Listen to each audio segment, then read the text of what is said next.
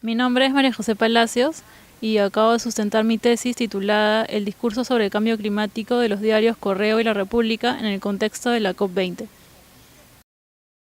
Mi motivación para investigar ese tema es que durante la COP20 podía ver que había mucha cobertura sobre el cambio climático, que es un tema que siempre me ha interesado, pero al hacer una autorreflexión o al preguntar a las personas sobre el cambio climático y la COP20 me daba cuenta que en realidad, a pesar de la cantidad de noticias que existían, la información que recibía la gente era muy poca, ¿no? Entonces quise investigar sobre este fenómeno que estaba ocurriendo, ¿no?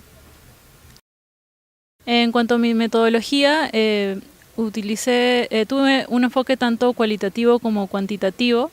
En el cuantitativo investigué todo lo que respecta a la forma de las noticias, a su frecuencia, el tamaño, la ubicación de las noticias, su grado de profundidad y el tono de las noticias. En cuanto al tema cualitativo, hice un análisis crítico de las noticias, de todas las noticias sobre el cambio climático. En cuanto a mis conclusiones más importantes, se puede ver que en ambos diarios la importancia del cambio climático es mínima.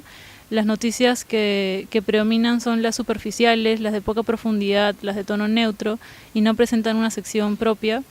Hubo un doble efecto de sobreinformación y desinformación. Esto quiere decir que a pesar de la cantidad de noticias que existían, la información que se daba sobre el cambio climático era mínima.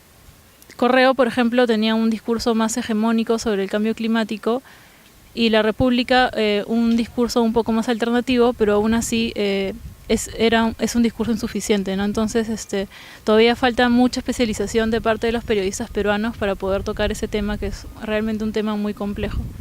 Los invito a revisar mi tesis en el repositorio de la universidad.